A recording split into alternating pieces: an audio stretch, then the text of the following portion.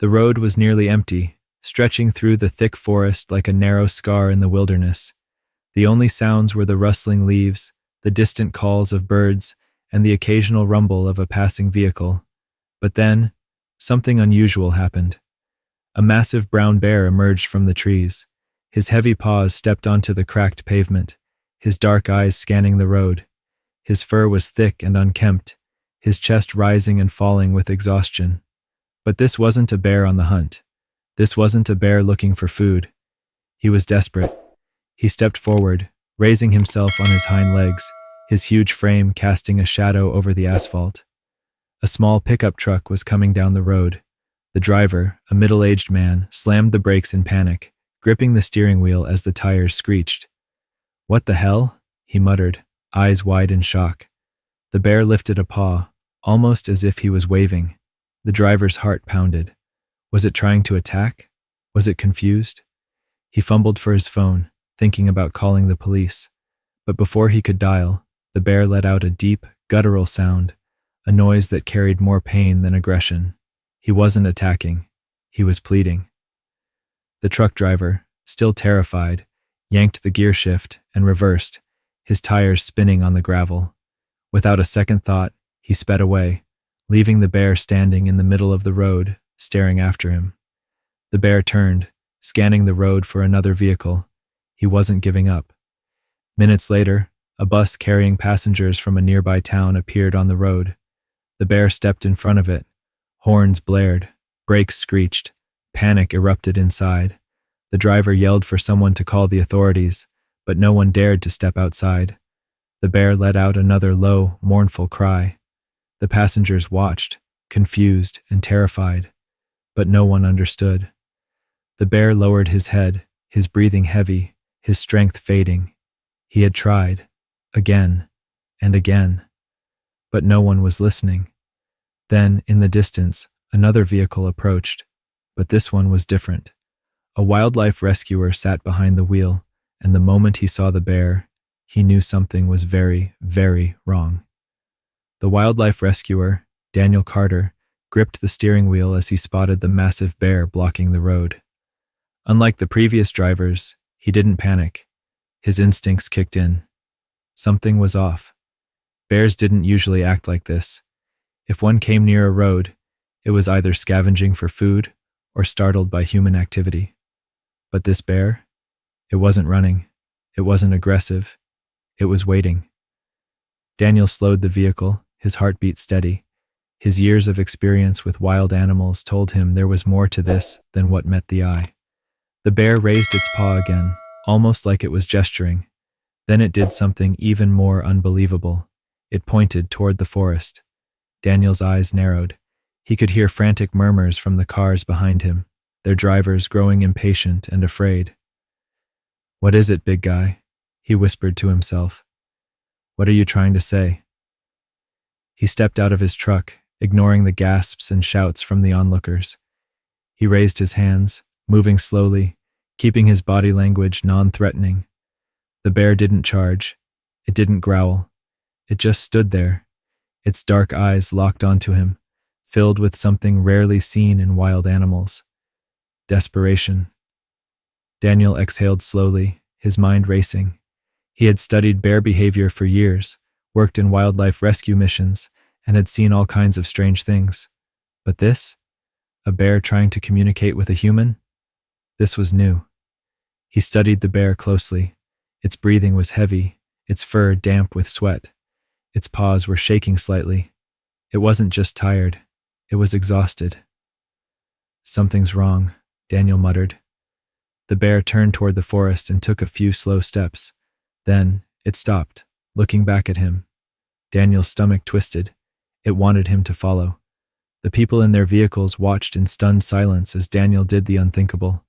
He took a step toward the bear. "Daniel, are you crazy?" a woman called from her car window. He ignored her. His gut told him to trust the bear. Another step. The bear didn't react. Then another. The bear took a few more steps toward the trees, glancing back, checking if Daniel was coming. Daniel knew. This wasn't an ordinary bear encounter. This was a plea for help. And whatever was waiting in that forest, It was urgent. Daniel's boots crunched against the damp forest floor as he followed the massive bear deeper into the woods. Every instinct in him screamed that this was a once-in-a-lifetime moment, a wild animal leading a human with intent. He could hear the whispers of wind through the trees, the distant hoot of an owl, and the frantic pounding of his own heart. The bear moved deliberately, but Daniel noticed something. It was slowing down. Its breathing was ragged, its muscles tense. Fear? Exhaustion? Or something worse? "What are you showing me, big guy?" Daniel murmured. Suddenly the bear stopped. Its massive head turned sharply to the left, nostrils flaring. Then it let out a low, mournful growl, not of aggression, but of distress. Daniel froze, scanning the area. Then he saw her, lying motionless on the damp ground, tangled in fallen leaves and grass, was an elderly woman. She wasn't alone. A rusted iron animal trap had clamped onto her leg, its sharp metal teeth biting deep into her flesh. Dried blood covered the ground around her, and her skin was pale from blood loss and shock. Daniel's stomach twisted. She was barely conscious. "Dear God," he whispered. The bear let out another deep whimper, nudging the woman's shoulder with its massive snout, gently, carefully. It had been protecting her, watching over her, begging for someone to help. Daniel dropped to his knees beside the woman, checking for a pulse. Weak, but there. "Ma'am, can you hear me?" His voice was firm but gentle. The woman's eyelids fluttered, her lips trembling as she tried to speak. Barely a whisper escaped. Daniel leaned in. My son left me." A sharp pain twisted in Daniel's chest. He glanced at the bear, then back at the woman. The pieces of the story started fitting together. This wasn't just an accident. She had been abandoned. And this bear, this wild, powerful creature, had stayed by her side, doing everything it could to keep her alive. Daniel felt a surge of rage, but there was no time for anger now. They had to move. Fast. "I'm getting you out of here," Daniel assured her. But the trap was old, rusted, and tightly locked around her fragile limb. And the more Daniel looked at it, the more his blood ran cold. It wasn't meant for her. It was meant for wolves. That meant only one thing: illegal poachers. And if they were still nearby? Daniel's heart pounded. They weren't just in danger from the injury. They weren't alone in these woods. The air grew heavy, thick with the scent of damp earth and something else: rusted metal, old blood, and danger. Daniel's pulse pounded as he examined the rusted trap clamped around the old woman's leg. It wasn't just a regular trap. It was a poacher's tool, hidden deep in the forest. That meant whoever set it didn't want to be found. The bear let out a low, warning growl, scanning the trees with its dark, intelligent eyes. It sensed something. Daniel took a deep breath, trying to steady his nerves. They were vulnerable here. "I need to get you out of this," he said to the woman, his voice gentle but firm. Her pale lips trembled. Her breath was shallow. She was in bad shape. If he didn't act fast, she wouldn't survive. His hands moved quickly, fingers wrapping around the rusted hinge of the trap.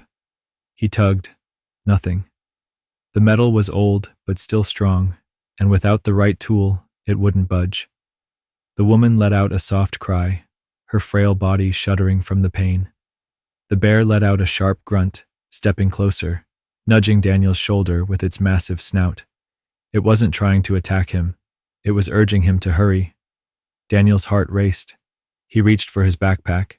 He always carried a small survival kit, but he didn't have anything strong enough to pry open a poacher's trap. He needed help. His phone. He pulled it from his pocket, praying for a signal. Nothing. They were too deep in the woods. He clenched his jaw. No time to panic. Think. The only option? Get her out of here. Find help. But how? She was weak, barely able to move, and the trap was still locked tight. He couldn't carry both her and the metal weight attached to her leg. And then, a snap. Daniel's eyes shot up. The bear's ears twitched. The sound wasn't from them. Someone, or something, was moving through the trees. Daniel instinctively turned, his body shielding the woman. The bear's fur bristled, its deep growl vibrating through the forest. They weren't alone. Daniel gripped a nearby branch, scanning the dense trees. Had the poachers returned? Had they been watching this whole time? If they had, this wasn't just a rescue mission anymore. It was a fight for survival. The silence stretched, thick with unseen danger. Daniel's breath slowed as he strained to hear beyond the trees. The old woman whimpered, her fingers weakly gripping his sleeve, a silent plea for help. The bear, still standing protectively beside them, let out another deep growl. Something, or someone, was close. Daniel's instincts screamed at him to move, but he couldn't leave the woman, and the rusted trap still held her prisoner. Time was running out. Then, another snap. This time, it was closer. Daniel turned sharply, scanning the undergrowth.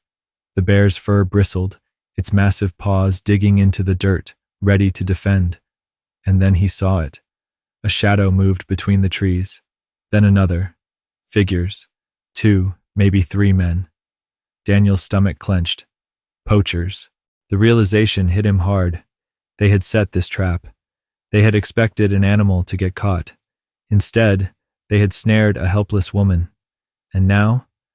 They were coming back to check their catch. Daniel's grip on his makeshift branch tightened. He wasn't a fighter, but he'd be damned if he let these men take her. The bear let out a sharp huff, lowering itself into a defensive stance. It sensed the threat too. Then, from the trees, a voice. "Looks like we got something," one of the men muttered. Daniel's pulse roared in his ears. Another voice, gruffer this time. "That ain't no wolf." "What the hell is this?" They stepped into view. 3 men, dressed in hunting gear, rifles slung over their backs. Their faces twisted in confusion when they saw Daniel crouched over the old woman, and the massive bear standing beside him. For a brief second, no one moved. Then, one of the poachers swore under his breath, "That's our trap. Move away." Daniel straightened, his body shielding the woman. "She's hurt," he said firmly. "She needs medical attention." The men exchanged glances. One of them, tall, with a scar down his cheek, laughed. "She ain't our problem," he said coldly. "But that bear, we came for him." Daniel's blood ran cold. They weren't after wolves anymore. They wanted the bear, and they had the weapons to take it down. The bear let out a deep, rumbling growl, stepping in front of Daniel and the woman. It wasn't running.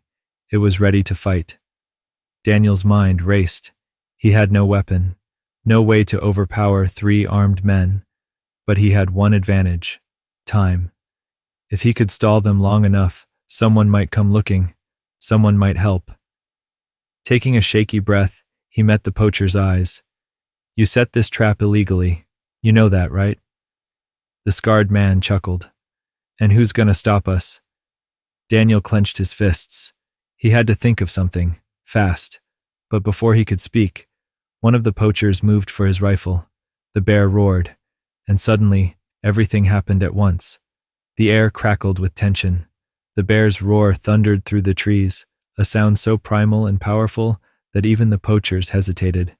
The men froze, their hands hovering near their rifles, their faces caught between arrogance and caution. Daniel's heart slammed against his ribs. He could see it. They were debating. Was killing this bear worth the risk? Would it attack? The old woman whimpered beside him, her fingers trembling as she clutched his sleeve. She was getting weaker. They had no time for this.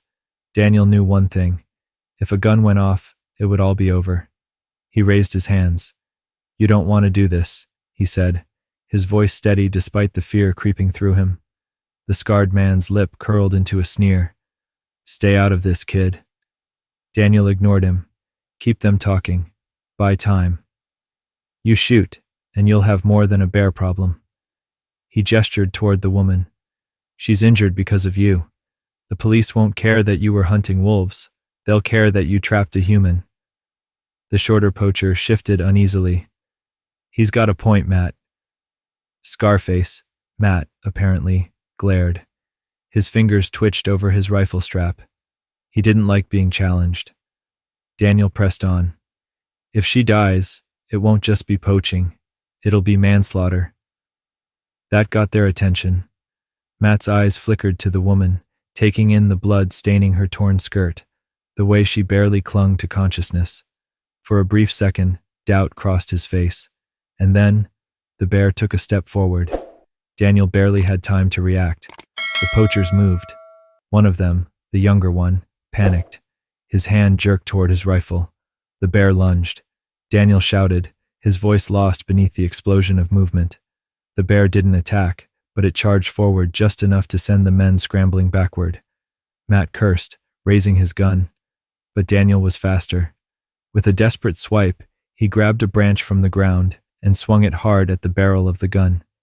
The weapon jerked sideways, the shot exploding into the trees. The old woman let out a weak cry. The bear let out a furious snarl. The poachers stumbled back, realizing they had lost control of the situation. Daniel's ears rang from the gunshot, but he didn't stop. He stepped between the woman and the men, his breath ragged. If they wanted her, they'd have to go through him. Matt's expression darkened. He took a step forward. Sirens. The sound ripped through the silence. The distant wail of police sirens. The poachers froze. Then, panic. Matt spat on the ground, glaring at Daniel. This isn't over. Then, before Daniel could react, the men turned and ran. They disappeared into the trees, vanishing as quickly as they had come. Daniel stood there, shaking, his pulse still roaring in his ears. The bear huffed, lowering its massive head. For the first time since this started, it looked at Daniel, not as a threat, but as an ally. And then, finally, the rescue team arrived. The flashing red and blue lights cut through the dense forest, reflecting off the wet leaves like lightning in a storm. Daniel exhaled, his hands still shaking. The poachers were gone, but their damage remained. The old woman was barely conscious, and the bear still hovered protectively over her. The first officer to arrive, a stocky man named Deputy Harris, jumped out of the patrol car, his hand instinctively reaching for his gun. He froze when he saw the bear. Jesus, what the hell? Daniel threw up his arms. Wait, don't shoot. The bear's not the problem. Harris's eyes darted between Daniel and the towering animal. The bear was tense but not aggressive. It wasn't attacking. It wasn't running. It was just waiting for help. A second officer, a younger woman named Officer Blake, stepped forward cautiously. Daniel, what the hell is going on here? Daniel gestured wildly to the old woman. She's hurt. She was caught in a poacher's trap. She needs a medic now. Blake's eyes widened when she spotted the blood pooling beneath the woman's leg. Get EMS over here now, she barked into her radio. The bear let out a low huff, shifting on its massive paws. It was still standing between the woman and the officers, still protecting her. Harris kept his hand close to his holster. And the bear? Daniel took a step forward. His voice was calm but firm. It brought me here. It stopped traffic, trying to get someone to help her. The officers exchanged skeptical glances. A bear did that? Harris muttered. Daniel nodded. Yes, and if it wanted to hurt anyone, it already would have. Blake's face twisted with uncertainty. It was crazy, ridiculous, a wild bear leading a human rescue mission. But then, the old woman stirred. Her voice was weak, barely above a whisper. He's telling the truth. Blake crouched beside her, pushing aside the torn fabric of her skirt. The wound was deep. Blood oozed around the rusted steel of the trap. How long has she been like this? Blake asked, glancing up at Daniel. Hours. Blake swore under her breath. We need to get this thing off her. Daniel turned to the bear.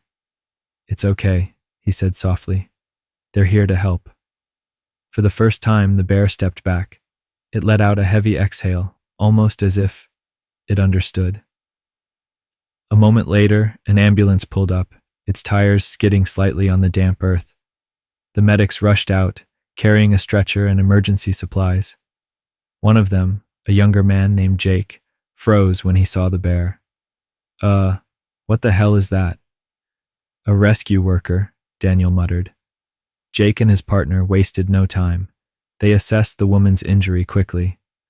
"This trap's been on for too long," Jake muttered.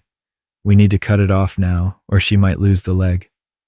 Blake nodded, grabbing the radio. "We need a wildlife team down here too. We've got illegal traps in this area." The bear let out a deep growl, not at them, but at the woods. Daniel felt it before he heard it. The rustling, the movement in the trees, and then the snapping of a twig. His stomach dropped. The poachers hadn't left. They were still watching. A sudden crack in the underbrush sent a shiver down Daniel's spine. The bear's ears snapped forward, its body going rigid. It let out a deep, rumbling growl, not at the medics, not at the officers, but toward the darkness of the trees. Daniel's heart pounded. They weren't alone. Blake whipped around, her hand instinctively moving toward her weapon. "Who's there? Show yourself." The answer came not in words, but in movement. 3 shadowy figures emerged from the trees, their boots crunching against the damp earth. The leader, a burly man with a thick beard and cold, predatory eyes, smirked as he stepped forward. "That's our bear." Daniel's fists clenched. "No, it's not." The man's smile widened. "We marked it. That makes it ours." Blake took a step forward, her posture stiff. "You set illegal traps on government land," she snapped. "You're under arrest."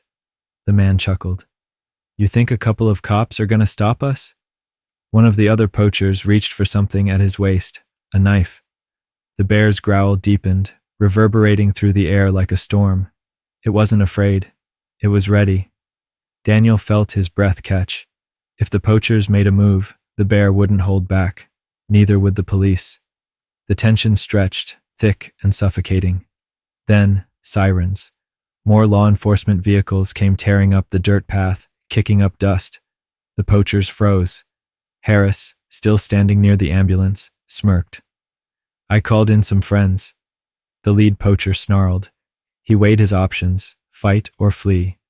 Then, with a final glare at Daniel, he growled, "This ain't over."